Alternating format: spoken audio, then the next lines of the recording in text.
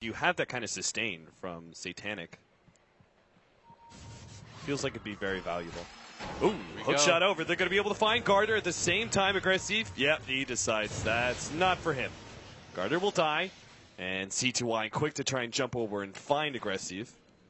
Doesn't quite get him, and TP out is there. So once again, C-Deck, just one hero gets picked off while they're trying to push lanes and control the map.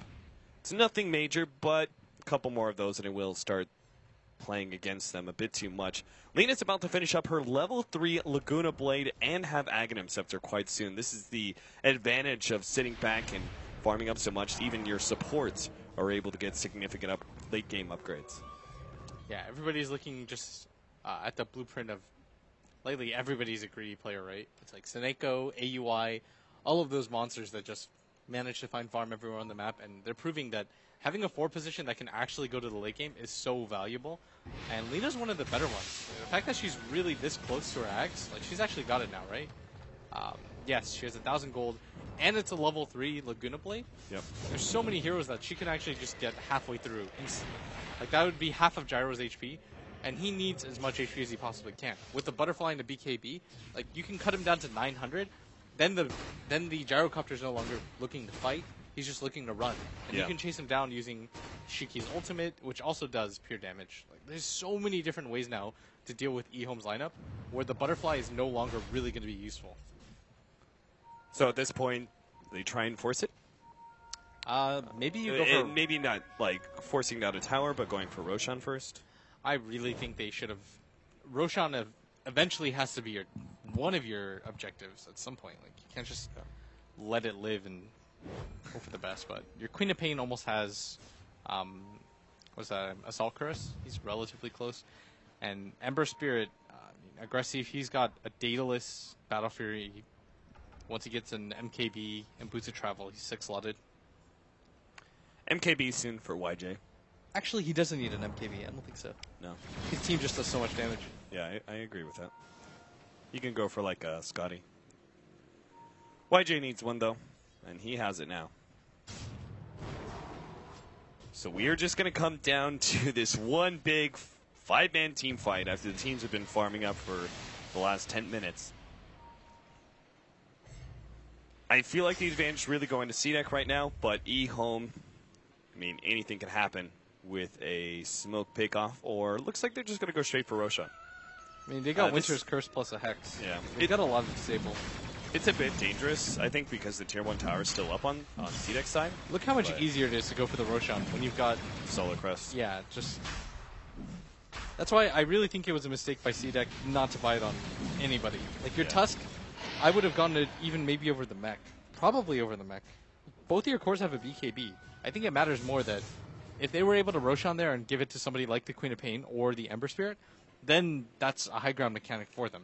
But as it stands, like, eHome's just going to go for both of these bottom towers now because they're so low. And I mean, they must feel comfortable to be in this type of position, but the lead is almost neutral. Despite being down 19-15. And look at this. Jump. Q is going to be the target. Hookshot actually blocked out by CTY. Immediately Orchid being placed on him. He now pops the BKB and turns and fights against that snowball. He forces them over. There goes that Sonic Wave. They managed to get a decent amount of damage out, but eHome just roll over the C-Deck members. All right, so he rolls back, drags the snowball back into them, into all of them actually, and then that was not the commitment that you wanted to make. I thought for a second CTY was crazy, and then the snowball came back and he's like, nope, you're coming with me right into the Gyrocopter ultimate. And the crazy thing there was CTY didn't even really do that much damage, but the Lina didn't get her ultimate off because she was so stuck. Biggest downside of the snowball right now, eHome read that opening perfectly. Don't lose a single hero, get 2 pickoffs, and grab a Tier 2. And I suppose that Tier 1 tower. Big jump in net worth for some of these supports, like DDC, who now has a Blink Dagger. Lana, at what point do you really start building towards the late game? I mean, is it just too much? Is it just too late? Like, you committed too much with the Arcane's, Urn, and Vladimir's that you can't really go the Radiance build anymore? It's 42 minutes into the game. Even if you have a Radiance, it's not just the Radiance that makes Naga a strong hero. It's the Octarine Core, Diffusal, Manta, and the game would have to drag out to like 95 minutes for him to be able to accomplish that at this point. Like, you're hard committed you just have to stick with it. Hope that it was the right decision. Ehome with that Aegis, they're feeling so emboldened. They certainly are. The sleight of fist damage is just not enough right now. Jump in, CTY actually goes for XD immediately. They do get a really good Winter's Curse onto Shiki, trying to control him as best as possible with the ensnare and the hook shot over the top. They easily take him out, and Aggressive has to jump over to his Remnant back and forth. Looks like he will get away. CTY, Glimmer Cape save. Managed to get out. Aggressive still wants to get him, though. Sleight of Fist doesn't quite... Oh, wow. Now the Song of Siren goes off. Garter immediately pushed back. They will take him out. Now, here comes Shiki with his second life. CTY... It's completely run out of mana, and if anything, CDEC need to make some sort of pick off here. They're going to start going for the Gyrocopter, who doesn't have his BKB anymore, but once again, the saves are there from DDC. Glimmer Cape, and of course, that Cold Embrace, healing him back up. CDEC are not content to just let Ehome walk away, but they don't have a choice. They want more than this if it's at all possible, and ROTK spamming a Soul Ring on the ground, is that CTY's? Like, how is nobody taking that? DDC dropped it for the other gem. Okay. I was like, yeah, somebody should grab that. That's 900 gold on the ground that you want to at least take care of. And they walk away with the gem. They take the tier 2 tower. So many, and oh my. Scythe of Ice, Orchid, CTY. He has just enough mana for the pullback. Beautifully timed. And now the TP in from XC just looks like a fool's errand. Ehome will rapidly surround him. He makes a blink away. And XC will actually get some distance here. In fact, he's probably going to survive. Ehome don't need to chase him. They just need to take objectives. Yeah, Ehome right now, they don't even care. They're doing so well. CTY is incredibly farmed. That's almost like 6-slotted Storm Spirit. YJ, he's built almost entirely late game. Like, he can place his drums at 44 minutes into the game, but for the most part, he's set for whatever he's going to have. And there's going to be a Shiva's flying in on CTY soon. Courier got picked off by our Tusk, who managed are they going to find him? He has a gem. They really want to get this kill if they can. CTY's going to jump for this. He's got a snowball that he can get to. They went the wrong way. Yeah. He went up. No, they're even throwing down the call down. The funny thing is, he actually just did so much. When he survived there, he picked up the Courier, delayed up the Shivas. Managed to get away the gem. Yeah. That was just good play overall, but I mean, it might be just a little bit too late, as CTY is so farmed. This is the type of position that you want to be as a Storm, where you can insta-jump somebody and they can't do much. Like, Shiki, yeah, he's got a play mail, but he can't survive that. Like, how much would he trade right now if he could have the same item build as that Storm? Like, having a Blink Hex right now is making all the difference. A lot of lines being drawn. I think they just, like, kind of want to keep CDEC locked inside their base. Just is what that drawing is. Yeah. Keep the top, bottom lane pushed in as much as possible. Center your heroes up in middle.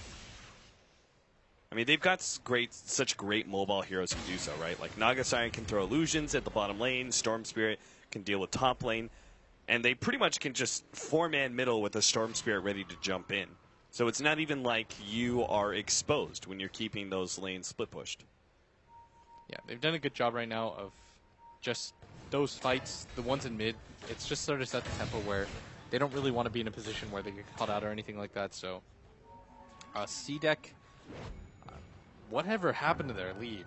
It felt like they had such a dominant one now too, but it's all just kind of fallen to the wayside as they're trying to chase down ROTK. But the rest of his team is coming in. They don't have the Storm Spirit quite yet, control Aggressive. He needs to be able to jump away, but the Winter's Curse is there. They managed to try and get a snowball, but it's not even there. Saga Siren. Now the buyback from Aggressive, but they have Ehome ready to set up. They're going to beat down Q real quickly. The rest of CDEC start backing themselves away. Aggressive, mans up, starts going for it, but look at that damage. He's almost dropped immediately with the Midas Armor there, but they're controlling on YJ. Now he gets off the Satanic, and he takes out the rest of these heroes. GG, CDEC are done for. Ehome Gaming. What looked like such a fantastic start for CDEC. Not a lot of answers for their lineup in the early game, but they just weren't able to get more out of their lineup. Like, Ehome just played the patient waiting game. They picked their spots a lot better. CTY itemized perfectly. He's like, this is not a Bloodstone game. I have to get much more aggressive than that early game. The smoke into Roshan, the repeated team fights, they just completely outmaneuvered CDEC. And Ehome showing why they were everybody's talking about CDEC, but Ehome is showing why they were the first place qualifier. We were casting Ehome. Like, we're just like, if eHome wins like a little bit better, if they just play a little bit better, they're like the best team. eHome says the wild card is for chumps. Taking that first place slot in the wild card and taking the first game against CDEC. We're going to take a short break, and when we come back, we'll have game number 2, and we'll see what happens. Will eHome manage to take the first place slot, or is it going to go to Evil Geniuses?